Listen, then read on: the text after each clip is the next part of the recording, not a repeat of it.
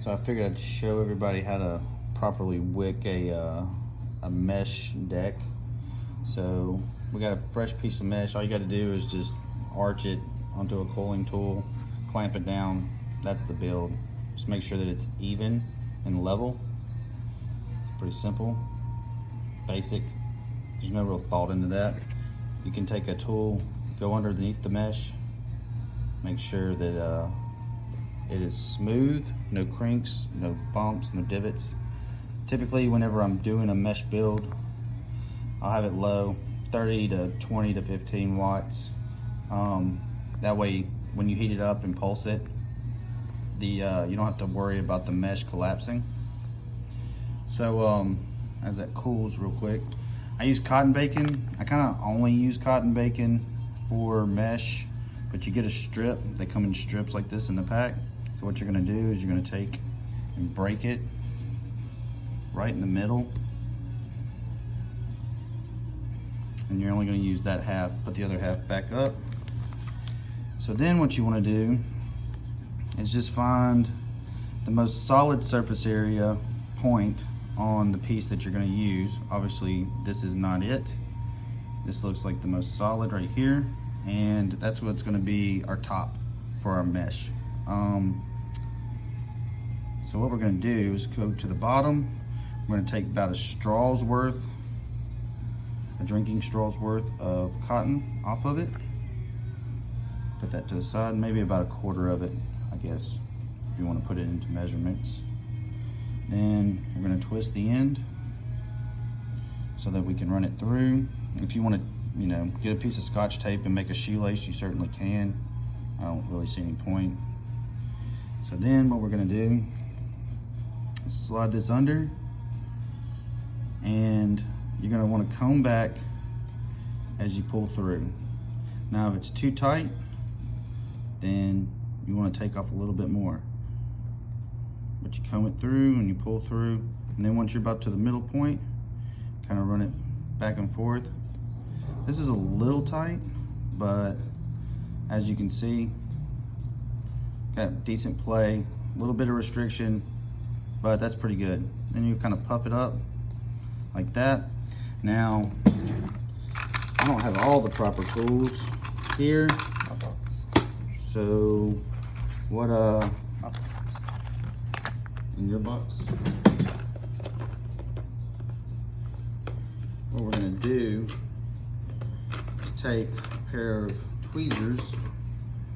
I usually, if I don't have the proper tools, like a pair of tweezers like this, I'll just use a gym clip and unbend it, and then we're just gonna rake. Try to get close to that mesh right there as you can. You wanna get the top, and basically you're just knocking out any chunks. And then you want to get underneath until you've kind of feathered it out pretty good. You're going to take that puff, remove that, do the other side real quick.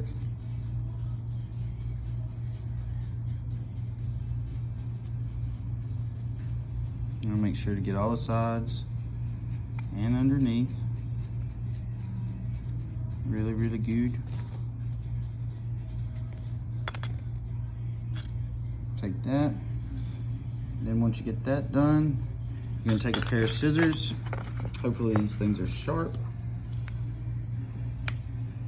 I'm gonna try to show you this with the camera. And what you wanna do is you wanna cut at a 45. I call it the mullet cut, because you got the short on the top and you got the party at the end. All right. So once you got that, I cut off a little bit of that tail, and then we're going to take and tuck our party end back behind the railing of the deck. And you want to make sure that it covers everything down here towards the bottom, but it's not so squished and tight in there that you can't fit a screwdriver in there, basically. And then once you got that, looking like that, you bring it back to the top, and you can see that you got a little bit of uneven sides, so you want to kind of trim that back, because you got, the reason why is you've got threading down in here, and you don't want any of this cotton to catch in there. Plus, I'm just kind of OCD, so I like things to look uniform. And then kind of look at the top as well, and we'll fix that once we start juicing it, because that's part of the technique as well. And then we'll do this other side real quick. Same thing, same exact thing. Take and make your mullet cut. Snip just a little bit of that straggler off. And then what we're gonna do is take that and tuck it down in there. Alright, so now you've got your two fluffy pieces. We'll trim this up too real quick.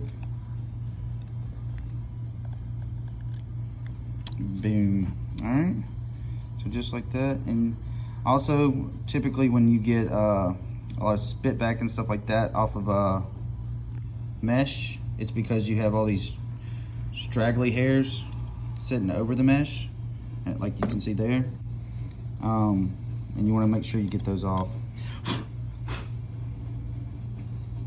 Just honestly, I just kind of blow it off, and it kind of normally just knocks them off the top of it, and any excess from raking it, you get all the dust off of it too. So the next thing you're going to want to do,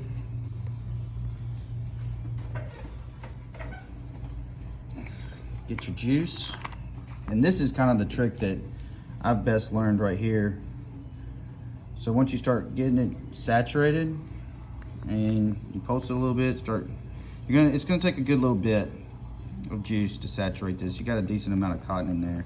But if you do this right, it'll hold up for about 3 weeks. So once you start saturating it, you start pulsing it, pulling that juice in, you can start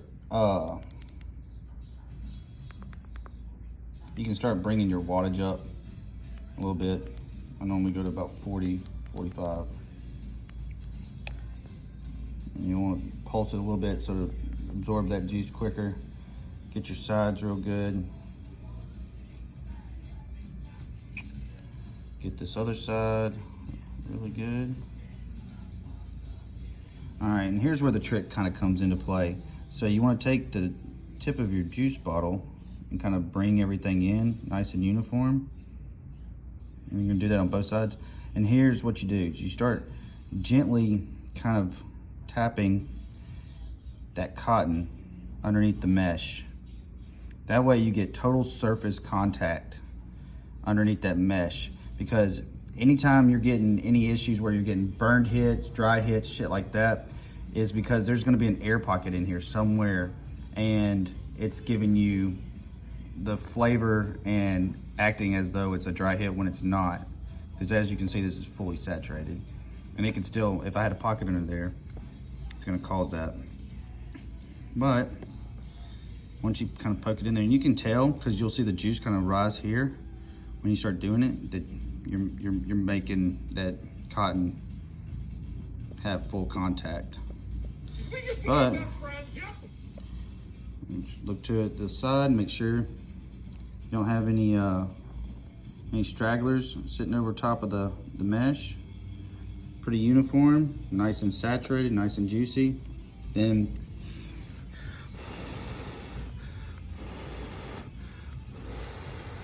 I normally do this a few times to go ahead and break the cotton in, so I don't have to deal with the flavor of breaking the cotton in.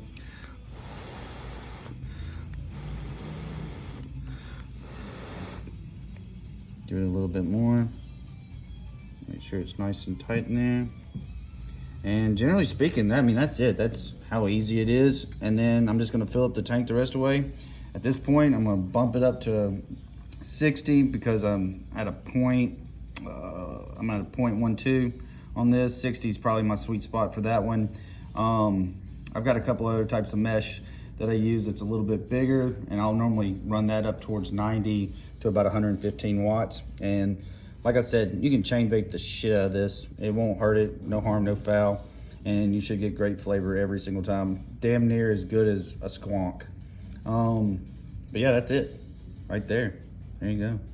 Beautiful.